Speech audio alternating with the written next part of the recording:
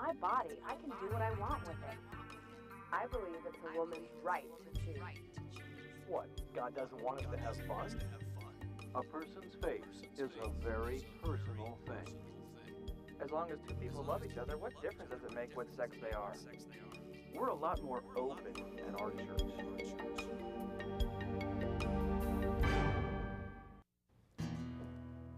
Church which is called to influence the world finds herself influenced by the world.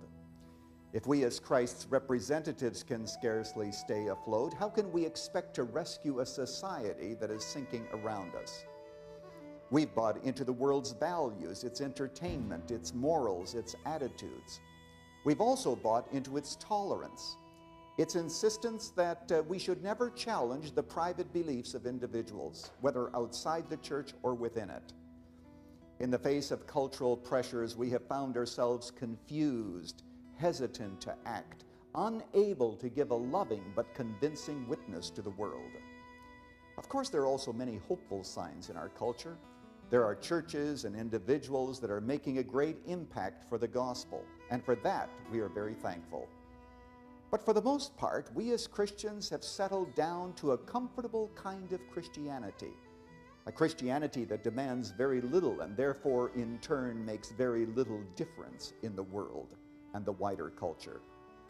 When the world takes a step in our direction, we embrace it without a twinge of conscience. But a church that has made its peace with the world is incapable of changing it. Opinion polls show that the difference between the church and the world is in some ways indistinguishable.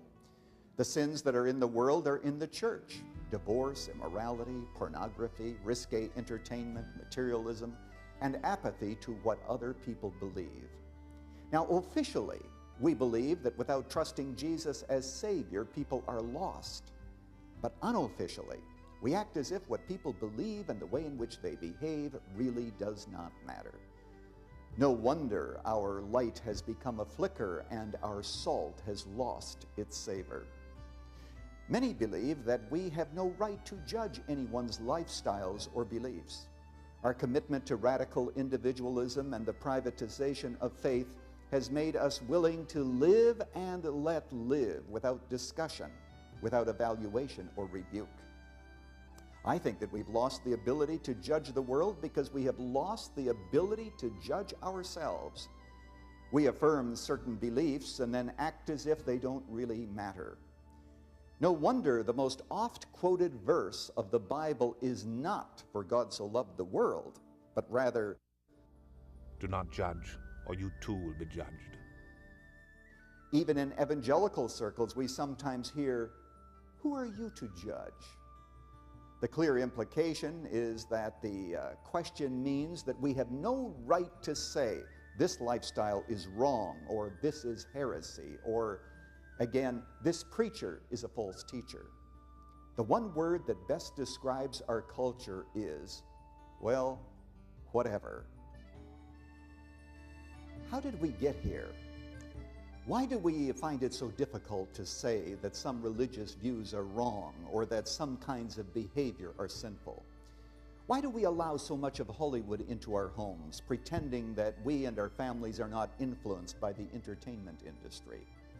Why do we allow false teachers and prophets to flourish without warning the people of God? Why are various forms of occultism practiced? These are just some of the questions that we're going to be discussing in this series. Today, beliefs are evaluated not on the basis of whether they are true or false, but rather by what I think. So in matters of religion and morality, truth is whatever I say it is. Well, since the ego has replaced God, people feel free to do whatever is necessary to find pleasure, no matter who gets hurt, no matter the consequences. Since there can be no moral judgments that are applicable to all people, we are told, then morality, we say, is nothing more than what seems good to me. Well, no wonder we often hear the mantra, "Who are you to judge?" Many Christians feel embarrassed about the fact that we believe in universal truth. specifically in the uniqueness of Christ and his death and resurrection as the only means by which we can be accepted by God.